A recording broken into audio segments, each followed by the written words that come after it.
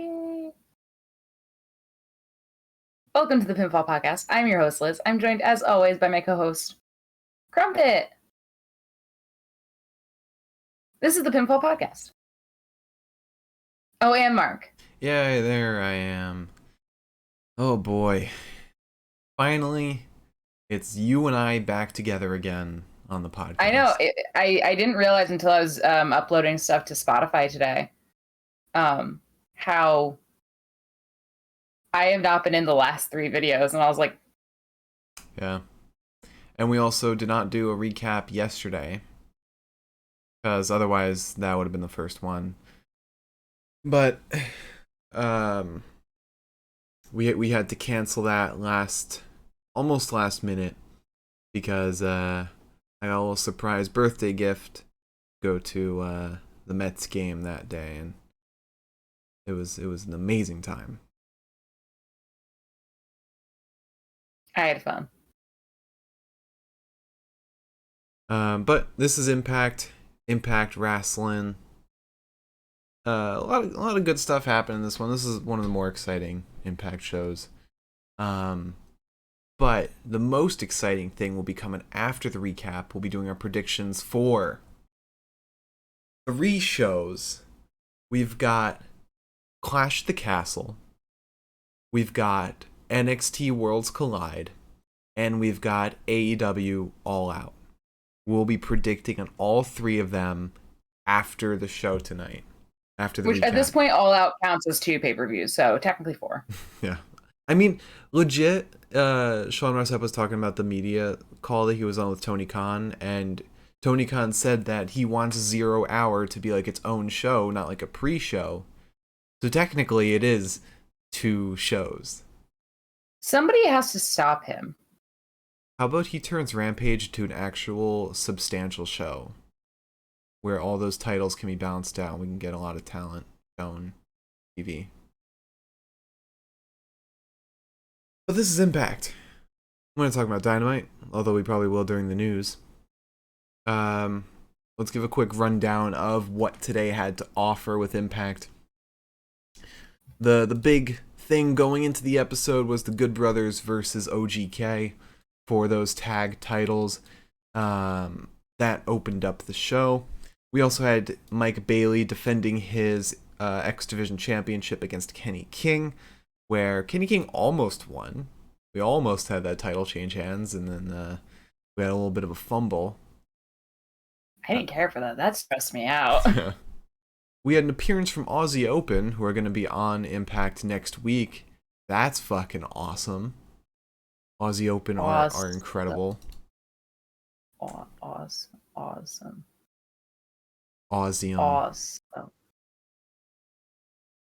We had a farewell to Joe Doring, which I think, I'm sure that's in your news. Or rather, a see you later, I think. A see you later. I'd like to call it a... Yeah. Because we'll talk about it more during the news, but he had to step away from wrestling for health reasons. We also had a not a farewell for Mickie James. What felt like it was gonna be a retirement. Definitely how she was leading it off. Ended up being her saying that she's gonna face every woman in the locker room basically until she gets to the title. And if she loses on the way, she will quit. I got some spoilers. She's not losing. And that was a long ass promo. We then had Alex Zane versus Mascara Dorada, who I think Mascara Dorada made his Impact debut today. I think, unless he was on BTI at some point. Do you know it all? No, this was his debut. Okay, cool. And he won. Or at least, yeah. Formerly Grand Metalik, of course. And then finally we had Deonna Purrazzo versus Masha Slamovich, where the winner will face Jordan Grace at Bound for Glory for that Knockouts title. And Masha came out with the dub. This was this was fucking awesome. And that match was a banger. So you want to get into Yeah. some news? I have some news. Okay. Then I've got to put Crumpet down. Don't really want to do that. I just thought I saw something out of the corner of my eye. I didn't. Okay. Cool. All right. Sorry. So let's start with some. Let's just get through the AEW news because there's a lot of AEW news.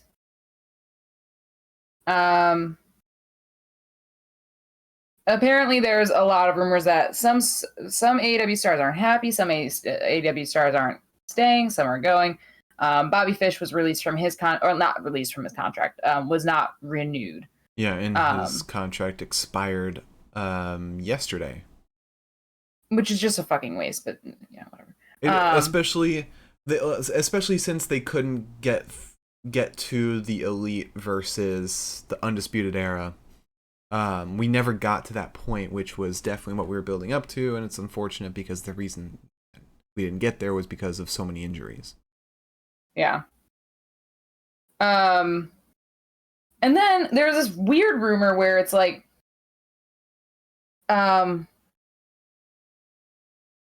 apparently there was a report from, I think, Rajgiri, who said that Malachi Black was unhappy and had asked for his release. It was... And hang on. Mm-hmm. I've got a whole story here. Okay. Rajgiri reported on it, said that Malachi Black was not happy, asked for his release. It was then pointed out that it was a fake Dave Meltzer account. And so the report was technically disproven. However, Fightful reports that there are some people saying that Malachi, at the very least, is not happy right now. He and Miro, apparently, are both, I guess, frustrated with their current... Fightful, I have here notes from Fightful clarifying a lot of this.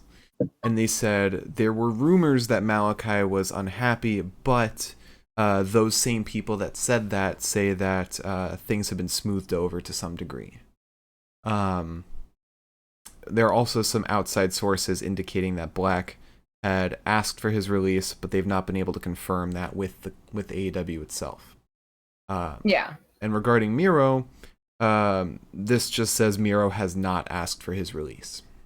So yeah, I just heard that Miro was unhappy. Yeah, he might be unhappy, but not unhappy enough to leave. Because, I mean, I don't know about you, but I think this Miro would not be getting the same chance anywhere. Because Miro's a fucking beast on AEW. Although he'd probably be treated well in WWE, when you see Miro on TV now, he's like a fearsome god we're seeing. And I kind of don't want to be oversaturated by Miro, to be honest. I feel like seeing him once in a while is really good. Seeing him in this trios match is not ideal, but would love to see him win another title, go for the world title. Yeah. Could be cool. Other interesting news that interests me, is the location and potential dates for Full Gear have been announced. It's going to be in Newark, New Jersey. Oh. Yeah. Maybe we'll go. Which is within distance. Yeah, I was going to say that's not far away from us. What time of the year is Full Gear? Let me tell you. It is currently planned for November 19th through the 20th. Wait. 19th through the 20th. Is it a 2-day pay-per-view? I think that because like the Fan Fest is on the 19th probably, and the 20th is probably like the actual event itself. Okay. Because like that's what they're doing right now. They've got like the whole AEW all out weekend and whatever, you know. Mm-hmm. That's the weekend before Thanksgiving. Be fun. That could be fun. Anywho, tickets go on sale at some point in the future. I don't know when.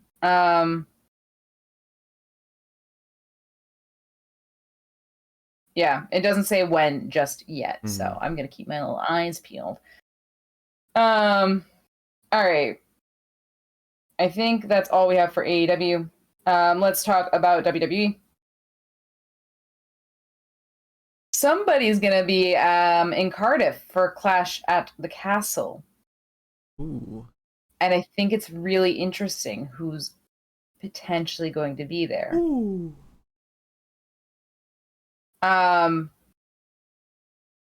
Apparently Tyson Fury said that he's going to be there. Oh yeah. Oh yeah. Tyson Fury, who's had Drew McIntyre's number for years now. Yeah, I saw on Instagram. He did a video that was like partnered with WWE. Yeah. I didn't know what the video was. I just saw that it was together. It's interesting, especially considering that Karrion Kross has already kind of challenged Drew or Roman after. Actually, it seems like he's more focused on Drew. Even if Roman were to win that title, it seems like he just wants to fight Drew.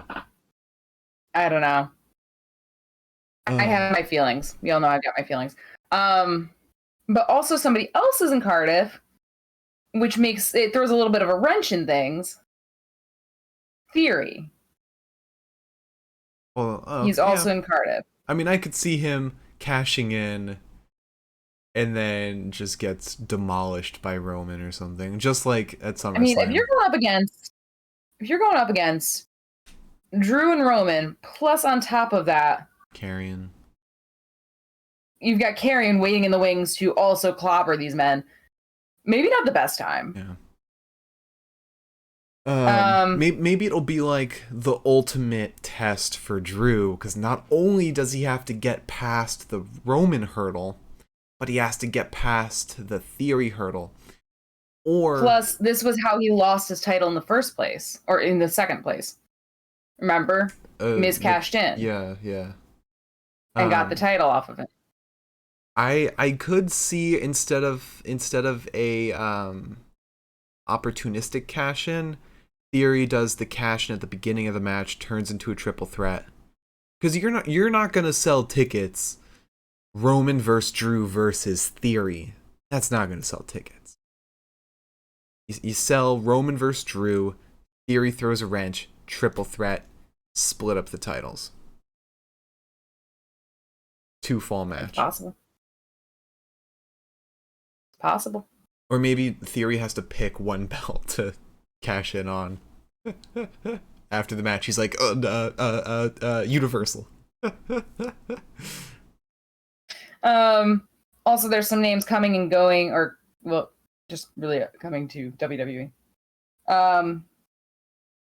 First of all, Ryan Katz, who was originally on Triple H's creative team in NXT, has confirmed that he is returning. Getting the band back together. Yeah. And then on top of that, in case anybody was missing him while he was out busy controlling his narrative, I guess Triple H got in touch with him. Braun Strowman is basically officially set to come back to the WWE. We'll probably see him either tomorrow or on Monday. Oh no, not tomorrow, because they already pre-taped that. Monday. I feel like we'll definitely see him Monday, but I don't know. I'm not super turned off by that just because the dude was made for WWE. Like, he was born and bred to be a WWE wrestler. And if he's flipping cars, causing like actual destruction, not choo-chooing around the ring, then it's gonna be great. And the last time we saw him in WWE, he had the match of his career. That triple threat with Bobby and Drew was the best match he's ever had. I mean, you say this, but I don't remember that match. You don't? Oh my god. It was like, I forget which pay-per-view it was. I think it was the last match of 2021. Because it's for the WWE Championship. It was the same pay-per-view where they did a women's triple threat. Um, hold on. I am determined to find this out now. Let's see. I'm sure it's not hard to go back in his It was at Backlash, WrestleMania Backlash last year. Where they had Roman versus Cesaro, Bianca versus Bailey, Damian Priest versus The Miz with the awful lumberjack match. Oh. And then they started the night with Rhea Ripley versus Asuka versus Charlotte Flair. Maybe that's why I don't remember it, because you don't remember the that zombie amazing match, that amazing ad integration? Jesus, that was awful. But yeah, Braun Strowman is coming back. Everybody get excited. Mark is. I'm not excited. I am interested. Then on top of that, it looks like Solo Sikoa is going to be called up to the main roster any day now, which doesn't shock me. He didn't really have to prove himself because he was already good enough as it was. Yeah. So I mean, the dude was one of the best 2.0 wrestlers right out the gate. Yeah. Also, on to some Impact news real quick, which is the whole reason why we're fucking here. Lady Frost has asked for her release, and apparently she was denied her release.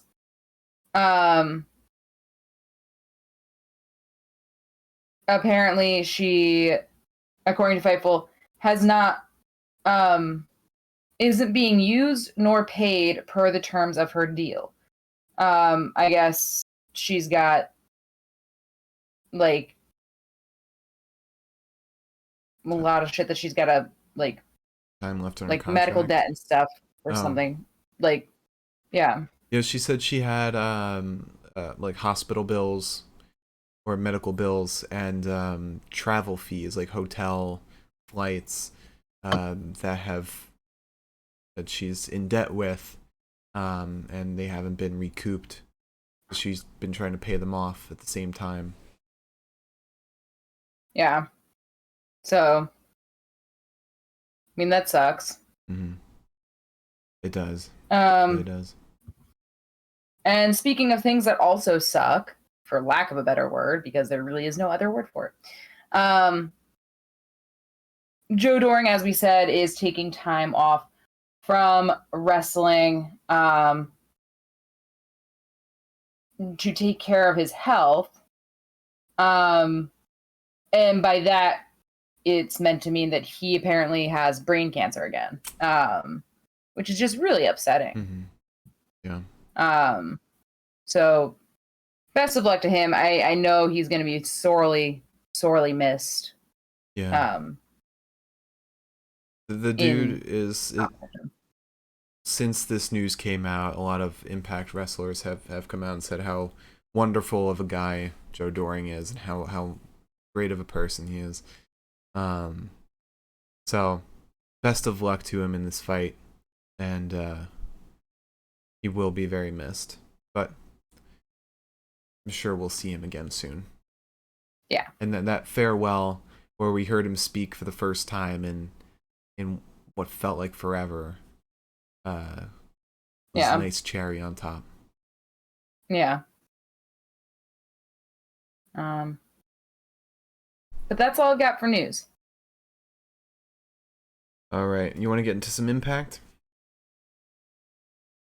Yeah. All right. So we started off the show with a title match. Good Brothers, actually technically two title matches. Good Brothers versus OGK for the tag championships. Yeah, and I don't know if you felt this way, but a lot of the matches today felt clunky. I didn't feel that about the main event, that's for sure. No, that was actually maybe the one that didn't feel that way. Do you even feel that way about Zayn and Dorada? I mean, flippy shit is flippy shit. I don't really True. I guess that didn't feel clunky, but anyways, it's a brawl to start us off. We start with Carl.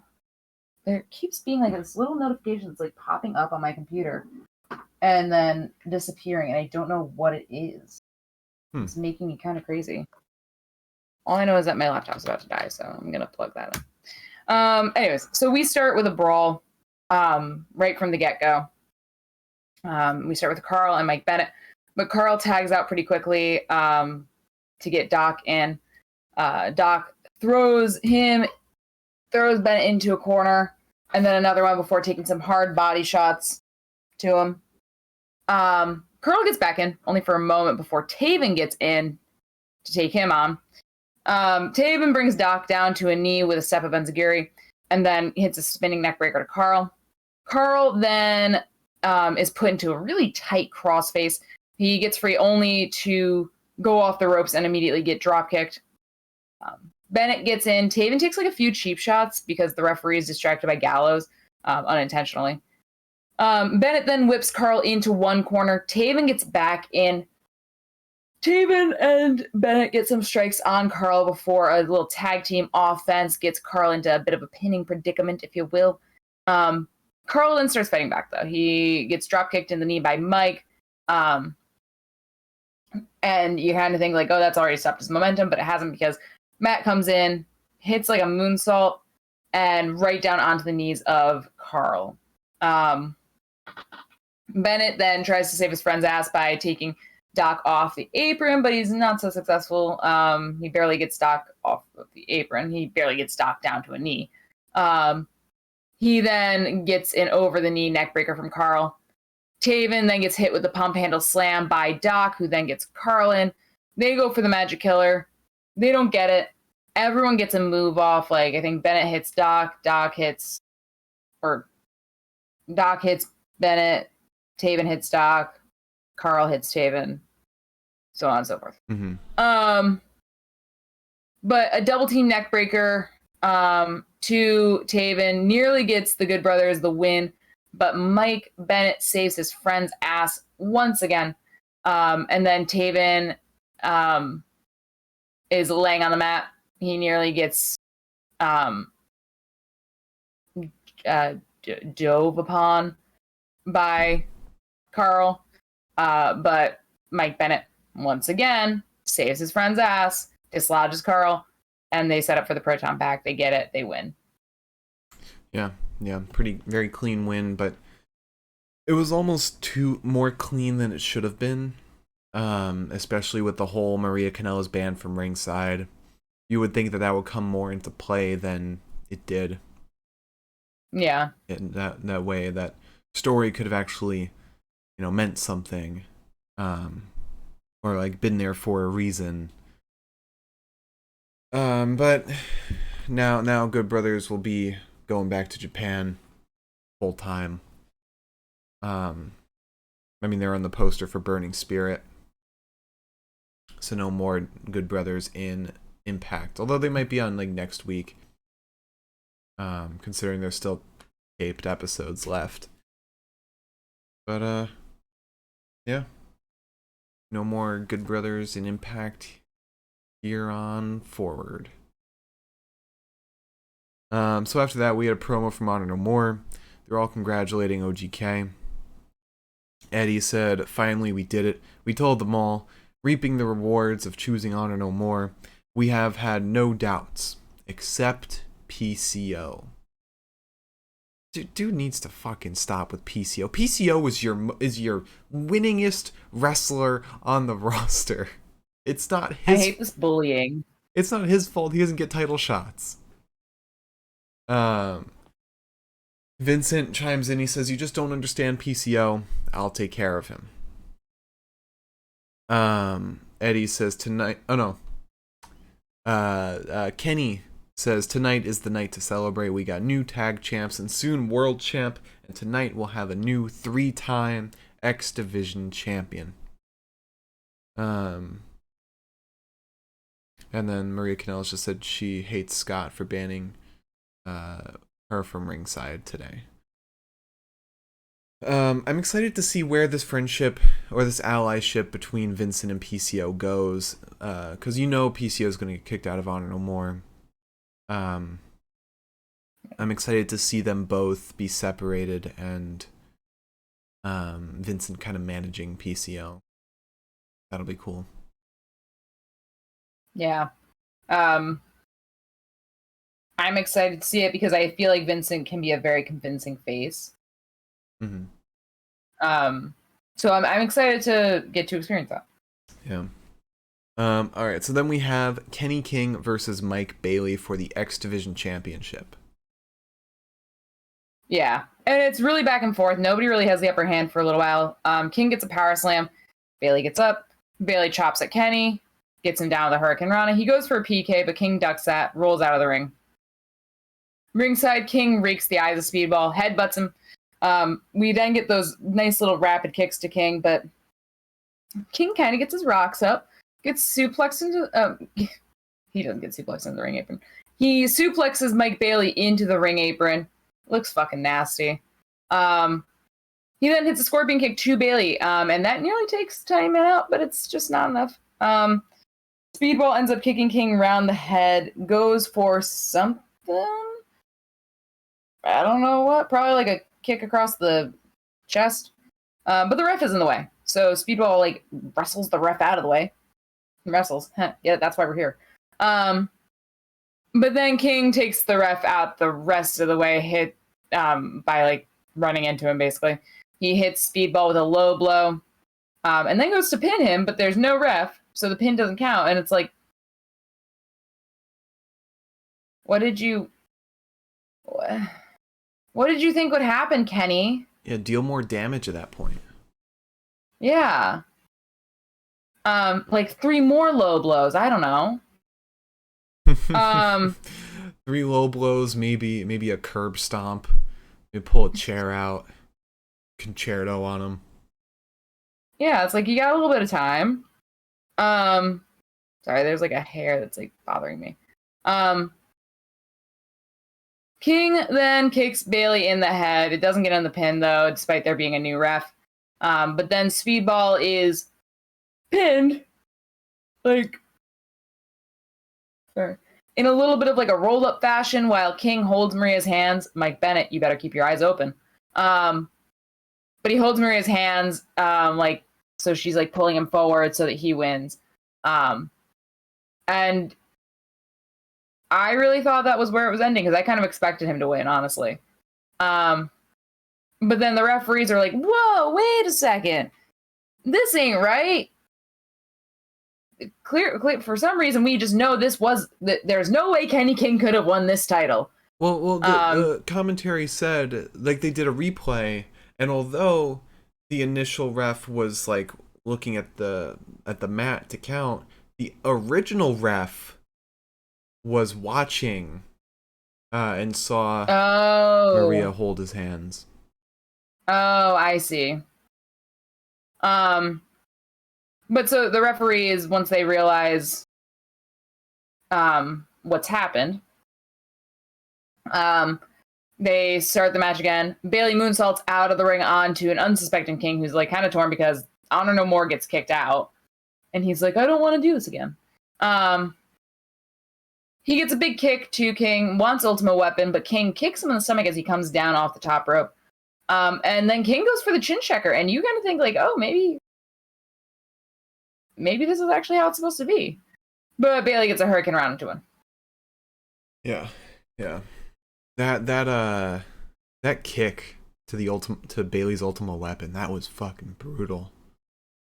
Bailey's Ultimate Weapon is one of the most brutal finishers and one of the sickest finishers.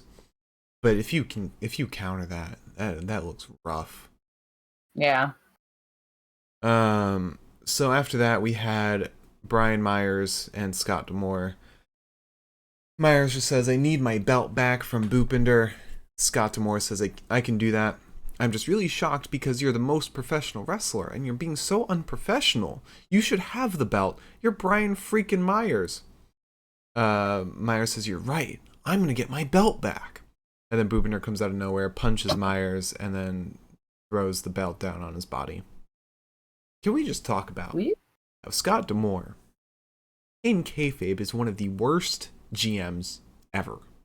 He is. Yeah, he's just fucking around. In this promo right here, he is so condescending. Like, unbelievably condescending to Myers. All this shit with Honor No More, or specifically OGK, because by this point, you know, things should have ironed out. They got their title match, and Scott's like, you know what? We'll have another match, and Maria's banned from ringside if Good Brothers win. Like, there's clear favoritism that he displays. Yeah. Well, he literally told the Good Brothers, he's like, go out there and kick their asses like last week or something. Shut their mouths. Like Scott, there's a camera right there. You're just showing off your bias. Miriam said, in fairness to Brian Myers, there's no point in trying to be civil with him. You just gotta be mean with him. Yeah, that's fair. Oh. I'm wondering if we'll get Matt Cardona back at Victory Road, because he's back from injury now. And I think Victory Road's the next non-taped thing that they have. Have you considered not speaking evil into the world? I'm always down for some good old Matt Cardona. Some of us aren't. Right? Get him and Cody back. The two Mount Rushmores in professional wrestling. You have no morals. What's wrong with Matt Cardona? He's good. He's great. His feud with Moose was awesome. And also his work in GCW too. Maybe he's just too good at being a heel. How's that? Maybe. I honestly would love to see him go back to American Wrestling does have more than one royal family. I would love to see Matt Cardona go back to WWE under this new gimmick, like the indie darling. That'd be awesome. But anyway, we then get a promo from. I want to see less Matt Cardona. We get a promo from Rosemary, Jessica, and Taya. Jessica says Deonna has a match tonight, so she's going to be distracted. It's time to strike. And she wants to cheers with Taya, but Rosemary says, 1 second. You did win your match and didn't get distracted, but it's a little difficult to get distracted when you're the distraction. We're not sure you're ready to not be a distraction. Taya says, next week, I have a match versus Chelsea Green, and we can see how she does. She'll be with her at ringside. Rosemary says, all right, a test. We'll see you don't get up to any funny business. I don't understand what Rosemary's reservations are. Is she worried that Jessica's gonna turn on them? Or just that she's, like, not good anymore? I think it's that. Okay. I mean, she talked about the distraction thing. I think she sees her as a liability. Okay. To be quite frank.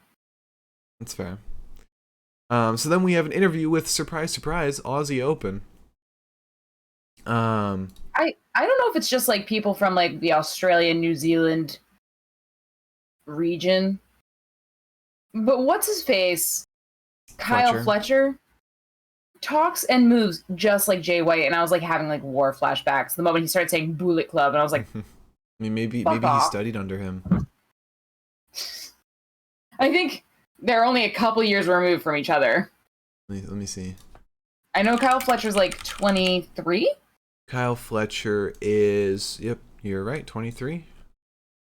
And I think Jay White's 28, going on 29. 30 this year. Wow, old man. But yeah, we'll get a little United Empire in Impact. I wonder if we'll see Will Ospreay or Jeff Cobb or Great O'Khan anytime soon. Imagining Will Ospreay in Impact just brings up a whole slew of dream matches that could be brought up. Him and Josh, him and Mike Bailey, him and Trey Miguel. There's a whole ton of matches I'd love to see him have. But Kyle Fletcher says, we're here for world domination. We've held gold wherever we go. Now America. Impact Wrestling is going to be no different. We're on a quest for the Impact World titles. We start with Bullet Club. Chris, Ace, next week you find out the real United Empire. And in the background, once again, you hear Moose yelling from a distance. It turns out he's yelling at Macklin. And Macklin says, what matters now is Victory Road, where it's barbed wire massacre. We get at each other's throats, or we take care of Sammy once and for all. And Moose walks away. So then we get a Violent by Design promo. And this was sad. This is very sad. Eric Young says, you two reviled the sickness. We're at the same crossroads. Things have got to change. Joe, you have your own path to walk, but our paths will cross again. I've got my own path that I must walk. Joe Doring says farewell to them. Which you don't hear him talk very much, so every time he does talk, it's a very big thing. Yeah. But then Diener, like a sad puppy dog, says, are you leaving me? And Eric Young says, I'm leaving. If you choose to follow, that's up to you.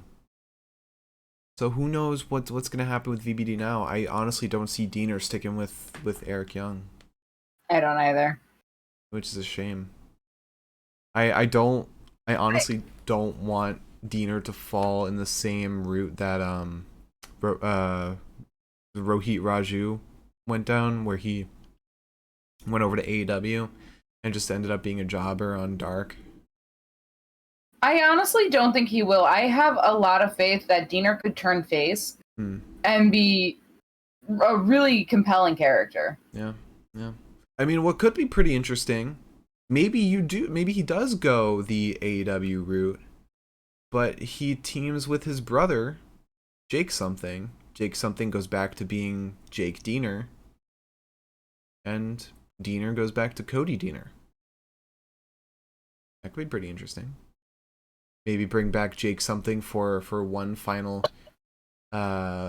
series where he reunites with his brother. And then he's like, you can have your name back. Yeah. But as far as Eric Young, I don't know. I feel like he's done all he could in Impact. I wonder if he's going to go somewhere else. I don't know. It's interesting because there's not a ton of like promotions that you can really like look at and be like, I don't know what else they're gonna do here, you know. But like Impact does have a small enough roster where I feel like I do find myself kind of sitting like, what the fuck are you gonna do now, buddy? Yeah. I could see Eric Young going at WWE, honestly. Going back. I can't. Really? He had a lot of shit. No, he had a lot of shit to say when he was doing his promos for the Josh Alexander stuff. He had a lot of shit to say about the WWE, and I don't think that he would go back. Okay. Well, then we'll find out pretty soon what's gonna happen with him. I'm very interested. So then we get Mickie James and her very, very long promo. Don't watch this because it's very long. So she comes out. She says, I said I'd try not to get emotional, but I won't be able to keep that promise. Thank you for being here. It means a lot to me. Thank you, Impact. Thank you, Scott D'Amore. November will be 24 years since I first stepped into a wrestling ring in the back of a jiu-jitsu studio. Over half my life, I have lived and breathed for this business I have loved so much. And the last couple years, it's been a journey. Some things you know about, some things you don't. It's been a whirlwind. All those things people used to say along the way, they all started flooding back in. I have to say, it was you people who reminded me, who empower me, and said, fuck, you're Mickie James. It was censored, but I think she said fuck. Oh, no, she definitely, I don't think it was very censored, because I definitely heard fuck come out of her mouth. She said, winning the Knockouts Championship for the 4th time, and here in this arena talking about, for the first time ever, the Knockouts title in the main event in a Texas death match. Then I lost my title against Tasha Steelz. Then the treachery and betrayal from someone I mentored.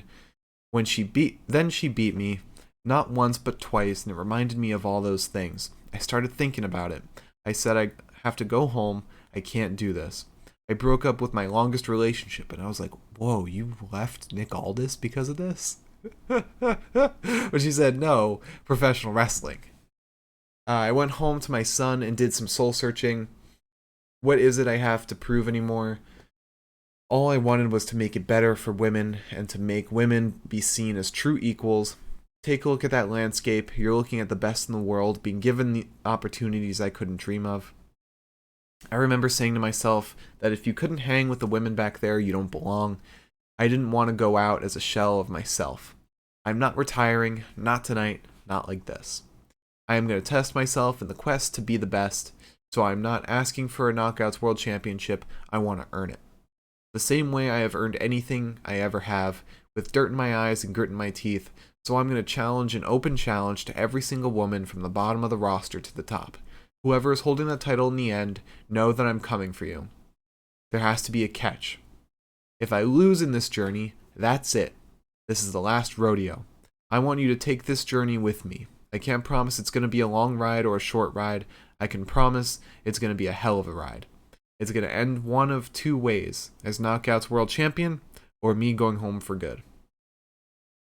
So, how long do we think that ride's going to last?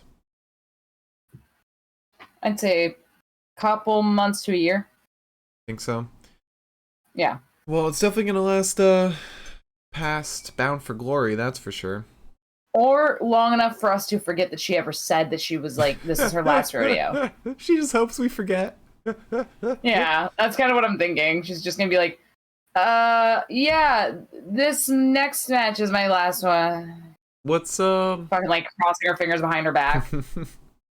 what's Impact's like end of year pay-per-view? Slammiversary. No, we just had Slammiversary. Let's see, 2022. We got Bound for Glory in October, so that's probably the last one. Oh yeah, because they do big quarterlies. So that's gonna be the last one of the year. So maybe Rebellion will be the last one. Oh, maybe Hard to Kill, actually. No, Rebellion. Yeah, we went to Rebellion. Yeah. I feel like Rebellion is gonna be where it all ends for her. Either she wins the belt or she leaves. So you're saying like next early summer? Yeah. I think spring. I think it's more spring. I think it's April. But I could imagine it doesn't end with a title match. It ends like she gets, a few months in, knocks out some people, Killer Kelly comes in, just knocks her out, 3-minute squash match. And then Mickie James quits. Fair enough. That would be a great way to put over younger talent. Then we get an interview with Josh Alexander. He says, when I think of the greatest knockouts of all time, I think of Mickie James, man or woman. And he talks about his match at Bound for Glory. He says, in all my time, I've never had a one-on-one match with Eddie Edwards. Eddie was the heart and soul of this company. I'm the heart and soul of this company now. I owe everything to Impact. It's the honest truth. I know what life is like without Impact Wrestling. But I can't even take his proposition seriously. But Eddie then walks in, says, I'm not here to fight. I'm here to talk. I appreciate how loyal you are. When you're loyal to somebody who's not loyal back, that makes you a chump. Everybody sees it but you. At the same time, Eddie, you're kind of a chump too. Gone all this time in Honor No More, and what have you got to show it? 0 belts. You're just now winning the tag belts. I mean, come on. Look at Heath. They're letting him run wild. He cut you off before you said your piece. Before you gave me your answer. And Heath then attacks Eddie. Heath then gives a promo with Scott. Scott says, I love your moxie. Hitting Honor No More from all sides. Oh, Scott needs to fucking relax. He's fine with Heath attacking Honor No More. Fucking backstage brawls. He says after what they did to Rhino and you, Bound for Glory is right around the corner. You got something to work out with Eddie. Next week, you versus Eddie. Heath says, thank you. It's all I've ever wanted. Then he walks up to Josh Alexander. He says, last week, no disrespect, but everything Eddie told you was BS. Josh said, it's not all BS. You did cut me off before I could speak my piece to Eddie. So, they're sowing a little bit more doubt in Josh's loyalty to Impact. Maybe bring up the possibility of him joining Honor more. Highly doubt it's going to happen, but, you know, the idea is interesting. So then we get Alex Zane versus Mascara Dorada. Where, this was for winner gets X Division title match. Yes. I didn't even realize that until the end. Yeah.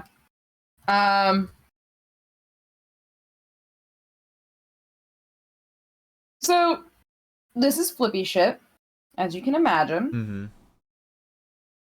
And I hate these matches. Only, not because of, like, the match itself, but because I don't know how to take notes on these matches. Like, within, like, the first minute, they had already done, like, flips and fucking drop kicks and all this shit, and I was like, what? I also don't love matches like this, just in general. Just because, like... I'm not a big flippy shit person. Yeah. Tell a story. Yeah.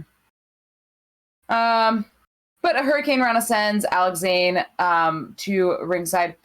Mascara Dorada then goes for a dropkick through the ropes to Zane, but Zane maneuvers himself away, gets a Hurricane Rana off to Mascara. He then drops Mascara on his back onto the ring apron. Mascara then goes off the top rope and lands as first on a ringside Alex Zane. We get a big moonsault onto Zane, but it's just not enough. Zane goes for the cinnamon twist, but he is avoided and hit with a DDT. And then Mascara Dorada hits the Dorada driver to win. Yeah. Yeah. It was cool seeing Mascara Dorada win. I didn't expect that, considering we've seen Zane in Impact before. But hopefully he sticks around.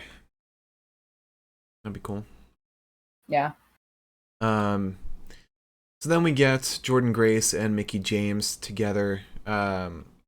Jordan says, I'm so happy you didn't call it quits. I defend this title right now if I could, but I know you want to work your way up. Right now, though, I have to figure out my opponent for Bound for Glory. And then we find out who that is with Diana versus Masha Slamovich. Yes. This was amazing. This was a wonderful match. It was. We got some pounding blows to the chest of Diana, but Diana fights back. She gets a head scissors to Masha, which kind of seems to piss Masha off. She ends up yanking Diana around by her hair, which I personally, that would just trigger my fight instinct, and I just start swinging wildly. I do not like my hair getting pulled. Like, even if, like, it's my act, like, my fault, like, it like, got caught in, like, a hair tie, I get so vengefully mad. Mm-hmm. Diana's nearly snowplowed, but she rolls from the ring. Chelsea then distracts Slamovich, gets kicked away, but Diana nearly breaks fucking Masha's nose as she's coming through the ropes with a fucking hard knee to the face. Diana hits a ringside suplex during the commercial break. Masha goes for a backslide to Diana, but it's not nearly enough to stop her. She wants the snowplow again, but Diana locks herself in. She doesn't allow it. We get a Fujiwara on Slamovich that nearly takes her out, and for good fucking reason. But she reaches the ropes, then chokes Perazzo out against the ropes. Diana then goes back to targeting the shoulder by sending Masha's shoulder first into a ring post. Then we get 3 suplexes to Masha. Diana thinks this is it. Wants the Queen's Gambit. Masha this time locks in. She won't allow it. Goes for an air raid crash into the buckles to Diana, and it's looking a little fucking rough. Diana, however, gets the Queen's Gambit off, but Masha's a fucking nightmare. She kicks out of it. She kind of PCOs herself. Hits a spinning back fist to Diana, and then a big boot to Green to get her out of the way, and then hits the snowplow to Diana to win. Yeah, and then Jordan comes out to do a little face-to-face with Masha, and that match is going to be ridiculous. That is going to be fucking strong style all over the place. It's gonna be great. Also, you want to, a little fun fact? What? 4 years ago today was All In. Oh wow. And you know what main evented? What? Kota Ibushi and the Young Bucks versus Bandito, Rey Fenix, and Rey Mysterio. Yeah. I always forget about that Rey Mysterio was at All In. That's so weird. All right. So let's talk about the best of the night. And stick around after the best of the night because we have our predictions for Clash of the Castle, Worlds Collide, and All Out. All right. So promo of the night. And if you have a question for us, please leave it in the chat now. We'll get to it after the predictions.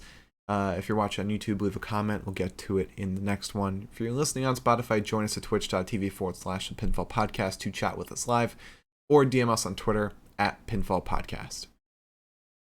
All right, promo of the night. Man, I really don't know. Mickey's was a good promo all in all. And it makes me very excited to see what's coming ahead with this journey she's on. Violent by Designs was very interesting and emotional for how short it was. I think it's down to those two for me. I'll let you decide between those two.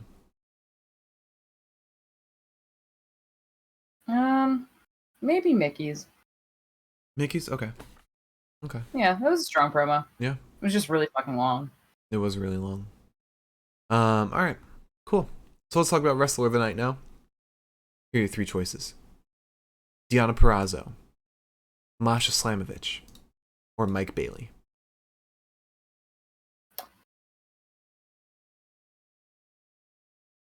I'll go with Masha. Masha? I vibe with that. Good choice. All right. And finally, let's talk about match of the night. And it's no contest. I gave it a 9 out of 10. Deonna Purrazzo versus Masha Slamovich. This match this rocked. Yeah, definitely. The I concur. 15,000 Masha squashes have been so worth it for this. Yeah. Definitely go watch this match because it's definitely must see. All right. You ready for some predictions? Yes. All right. So,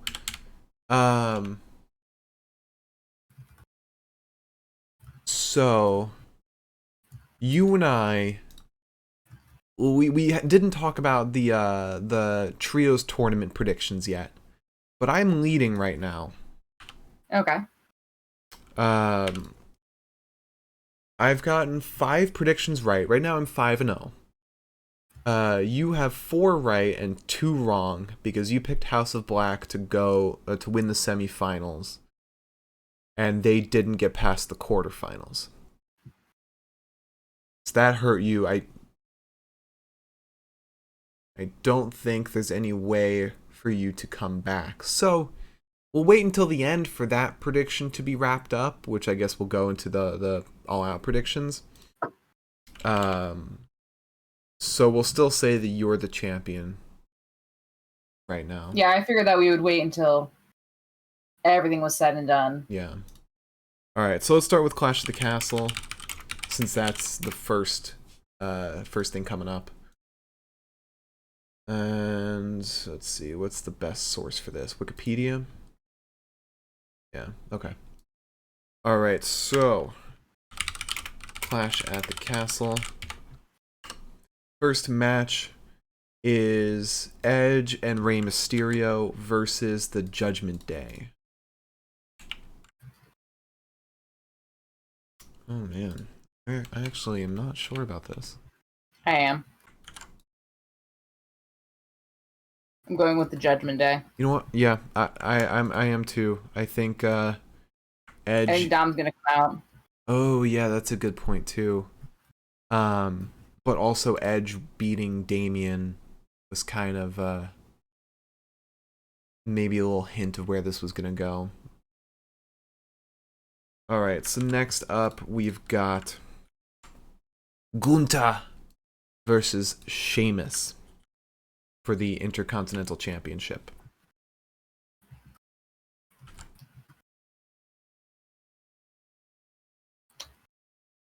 I'm gonna go with. I don't know. Really, you're torn on this. I thought this was solid one way. What are you going with? I'm going with Gunther. I don't think he's losing that title after the big deal they've made it so far. I don't think he's losing that anytime soon. Okay. They're I not think I'm making. actually going with Gunther as well. Okay. They're not making this title a stepping stone anymore. All right. So up next, we've got Matt Riddle, which, yes, he is Matt Riddle now, no longer just Riddle, versus Seth freaking Rollins, who I believe is now just Seth Rollins, and I think they've dropped the freaking Thank God. in promotional material. But yeah, Matt Riddle versus Seth Rollins. This one's tough. Oh my God. This is.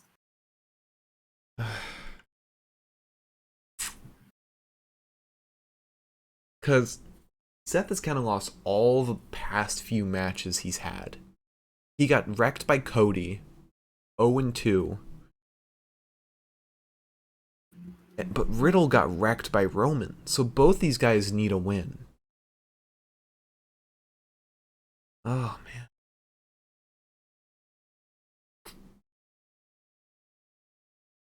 I guess it all depends on where they want to position them after this.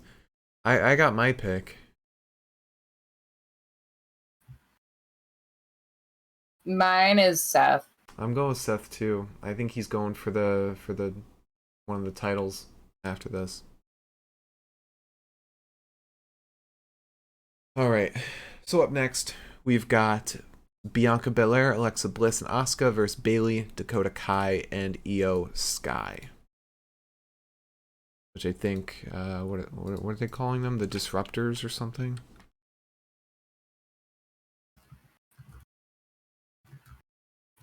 I don't know. I don't know either. I'm going with Io Sky and Co. Me too. Me too. I think losing that women's tag match was indicative of how this is going to go. Yeah. All right, so especially because I was just gonna say, especially because Dakota said that she wasn't legal, so like now like they've got like renewed fire. Yeah. Or something. I don't know. Yeah. Oh, we forgot about DQ cards. Okay. All right. So next up we have Liv Morgan versus Shayna Baszler for the SmackDown Women's Championship.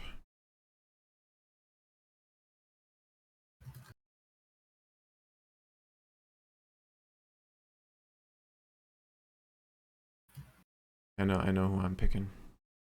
I'm picking Liv. I am too. I think Charlotte's gonna come out. No, it wouldn't be shocking. Yeah. I put my DQ card on that match though, because with how her match against Ronda went, I could see this one, getting a little dicey. All right, so next, finally, we have Roman Reigns versus Drew McIntyre for the undisputed WWE Universal Championship. Oh man, I think you know who I'm picking. You're picking Drew. I'm picking Drew. For the sake of having more variety, I'm gonna go with Roman. And that way, no matter who wins, I come out on top. What is that? What do you mean? So like, if Drew wins, I may lose the prediction, but I'm happy he won. And if Roman wins, my pick, like my favorite didn't win, but my prediction was correct. Fair enough. All right. And of course, theory will also play into that match too. And Carrion. So who knows how that's gonna go. You ready to move on to Worlds Collide? Yeah. All right. So let me pull up the card.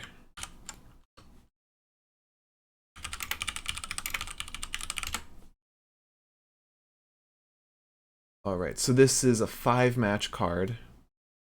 Cool. Starting with, for the NXT North American Championship, Carmelo Hayes versus Ricochet. Oh man, wait.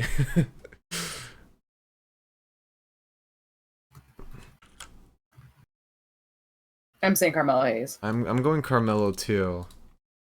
It's I'm not super confident, but I'm gonna go with Carmelo. And in fact, I'm gonna put my DQ card on that match. Okay. You didn't say if you put a DQ card on the Clash of the Castle. Are you putting one down for that? I don't see anywhere I feel like there will be a DQ. Okay. So next, Actually, I'll put it on the Judgment Day. How's that? That's fair. That's fair. Next up, we have the Creed brothers versus Briggs and Jensen versus Gallus versus Pretty Deadly. Oof. For the unified, or it's an elimination match for the unified NXT tag titles. Oh man. Oh man. I think I'm gonna go with the Creed brothers. You're going with Creed brothers? Only reason I don't want to go with them is because they need to sow more discontent with Roddy, and I feel like he's gonna play a hand to that match.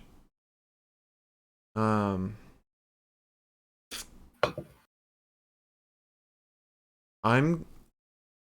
gonna say Gallus. I know. I already wrote it down. Oh, you wrote it down already? Yeah. I feel like after this match, Creeds are going to the main roster. Briggs and Jensen, I feel like they're gonna walk away with nothing. And Pretty Deadly already held those tag titles. Oh wait, no, it's Coffee and Wolfgang, so maybe they won't win it. Because it's not Joe and Mark. No, I'm gonna stick with Gallus. Alright. So up next for the NXT Women's Tag Team titles, we've got Katana Chance and Kaden Carter versus Doudrop and Nikki Ash.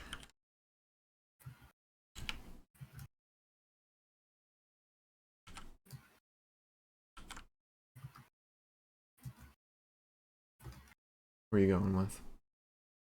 I'm going with Katana Chance and Kaden Carter. Me too. Me too. I don't think they would give those titles to Doudrop and Nikki. Alright, so up next we have Mandy Rose versus Meiko Satomura versus Blair Davenport for the unified NXT Women's Championship.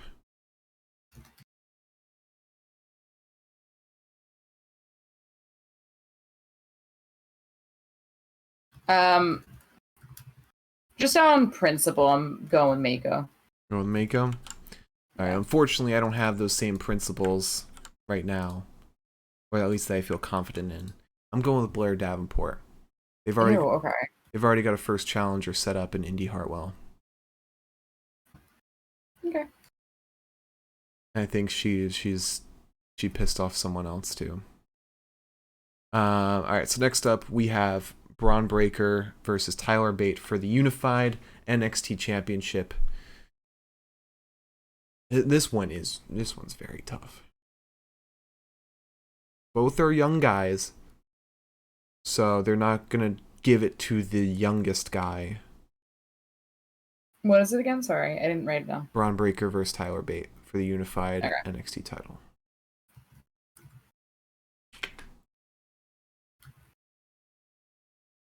This is a really hard one. Yeah, it all depends on who Triple H would want to call up, I feel like.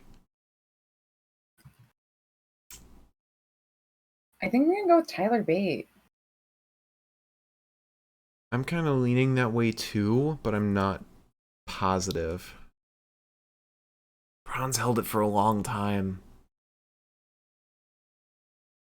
He's really held it for a long time. But they could call him up.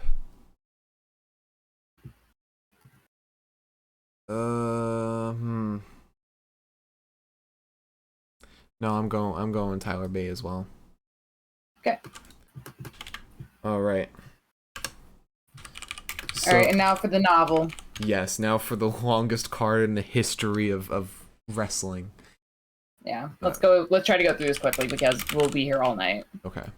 So now we have AEW All Out, which at this moment has 14 matches. So, first up in the 0 hour, we have Tomohiro Ishii versus Eddie Kingston.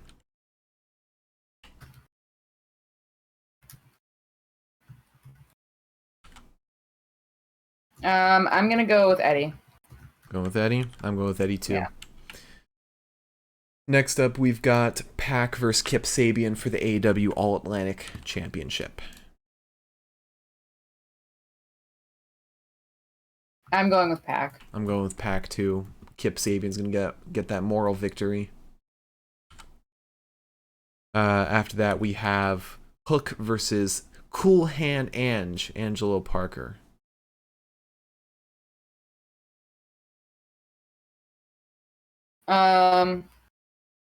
I'm gonna go with Hook. Like, I feel like it'd be weird to feed him his first loss this way. Yeah, I'm going with Hook too. Because Angelo, he's a tag team guy. Hook's not gonna lose to a tag team guy. Yeah. After that, we've got Bryan Danielson versus Chris Jericho. Who are you going with? I'm going with Bryan Danielson. Me too. Jericho got the last win. And Danielson lost at the Anarchy in the Arena. Next, we've got Toni Storm versus Britt Baker versus Jamie Hayter versus Hikaru Shida for the interim AEW Women's Championship. Oh.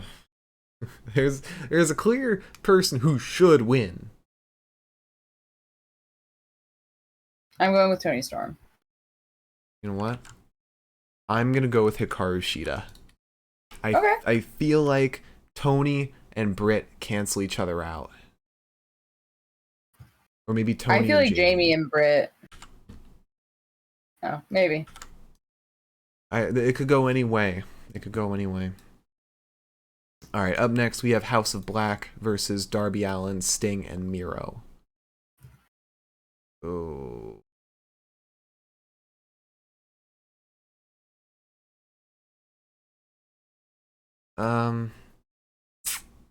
This is pretty tough. Who was House of Black's last feud? Death Darby Triangle? and oh. I think it was Death Triangle. I don't know who came. Oh, I think House of Black came out on top. Yeah. Who are you picking?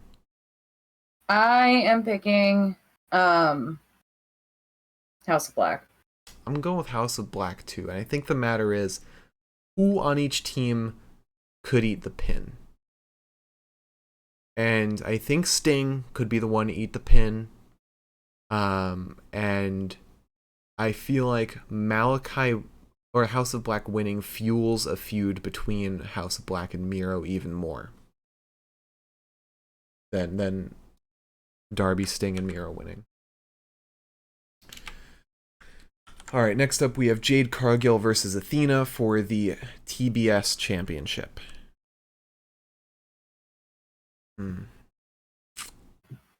Oh man. I'm going with Athena.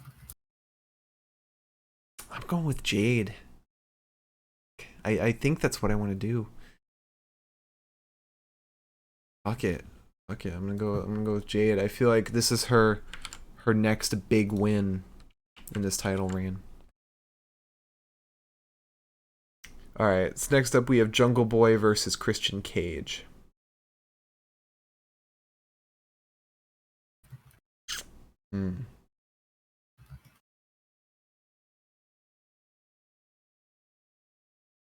I think I'm going with Jungle Boy. I'm going with Christian Cage because I think Christian's gonna win, and then he's gonna gloat, say, "Jungle Boy, you didn't have the killer instinct to beat me," and then that fuels Jungle Boy saying, "Let's do it in a street fight," and then he gets that killer instinct, and then pulls out the win against Christian. That's totally possible. I feel like we've had that same exact feud before. Alright, so now we have Wardlow and FTR versus Jay Lethal and the Motor City Machine Guns.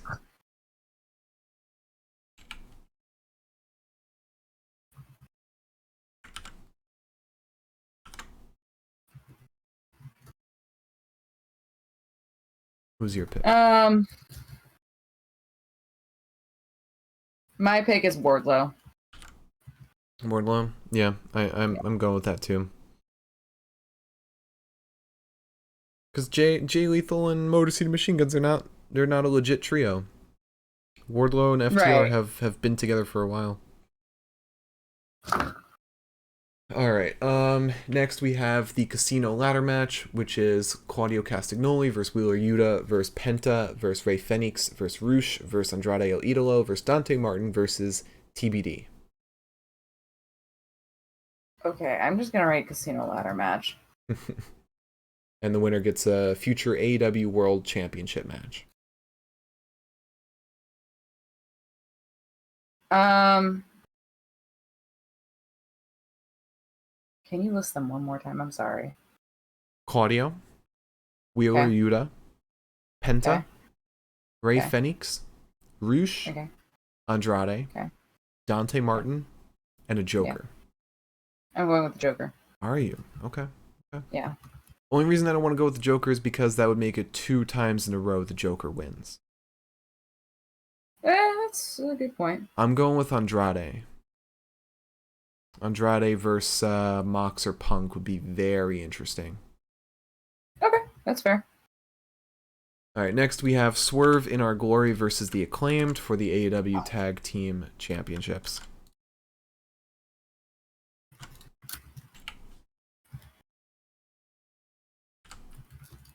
I will go Swerve in Our Glory. I don't see. Yeah. Yeah, I agree. I agree. That's full confidence. I don't see that being the way that they go down. Yeah. Alright, so next we have Ricky Starks versus Powerhouse Hobbs. My God, I keep thinking that like we're nearly there, but we aren't. We're at the third to last match. We're almost there. And then any matches that come in on Friday we'll do on our own.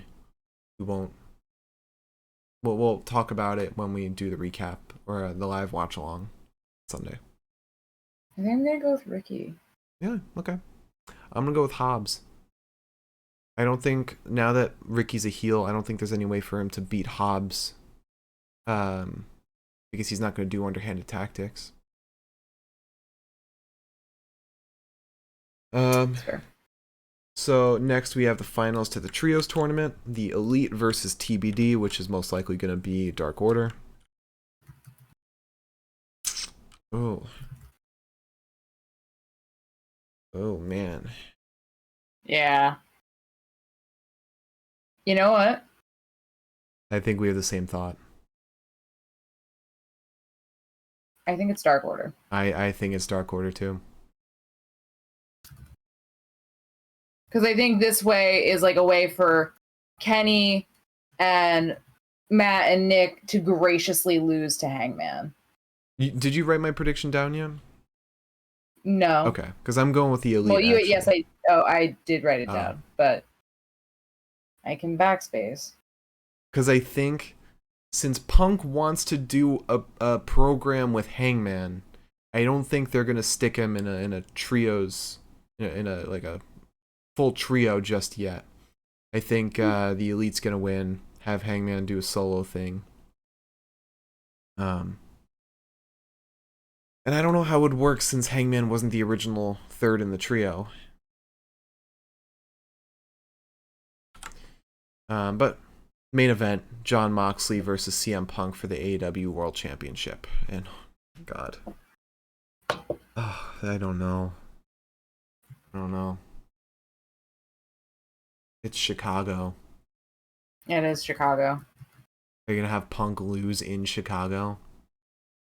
I don't think you do. I think that's like get extra security. I think the better question is, who turns heel? Mox or Punk? Punk does. I don't know. Punk's promo yesterday. That's, but he did body shame a guy. Did he? Yeah, he called someone fat. Oh, that's mean. Oh man. And you turn Punk heel, no one's gonna boo him in Chicago. But the only like he got wiped out in 3 minutes. I don't see a reality where Punk can win. Who'd you pick? Did you pick anyone yet? No. I'm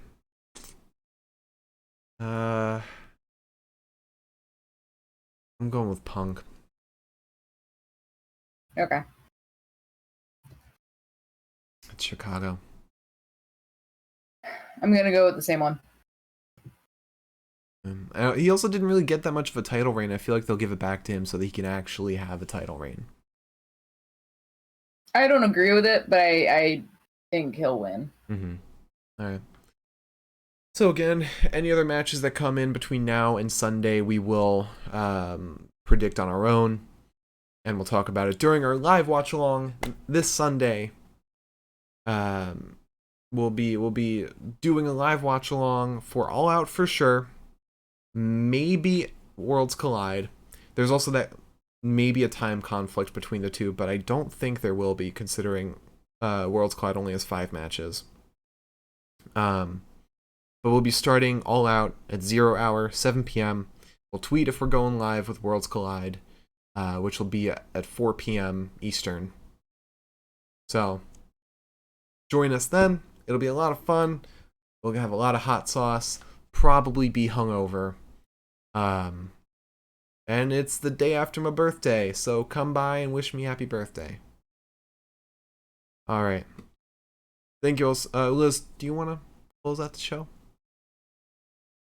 If you tuned in tonight, thank you so much. And if you tune in the future, thank you so much. We appreciate you. Please tune in to see us talk about AEW. It's gonna be a real blast. And WWE. I'm gonna be there. Maybe WWE. Oh, and WWE. Maybe. I'm gonna be there. Pepita's gonna be there. Crumpet's gonna be there. I'll be there. And I guess Mark's gonna be there too. Maybe. Yeah, I'm not really sure. But Crumpet will be there, so have a phenomenal weekend and a phenomenal Labor Day. All right. Thank you so much for watching, everyone. Twitter, Spotify, YouTube, Twitch, it's all Pinfall Podcast. Join us Sunday for All Out. We'll be doing a live watch along here at twitch.tv/Pinfall Podcast. And follow us on Twitter at Pinfall Podcast to be in the know on if we're going live with NXT Worlds Collide. I'm at the Mark Cameron. Liz is at Eliza Elaine23, and we'll see you all on Sunday for a bunch of pay-per-view action. Have a great start to your weekend. We'll see you then. Bye-bye.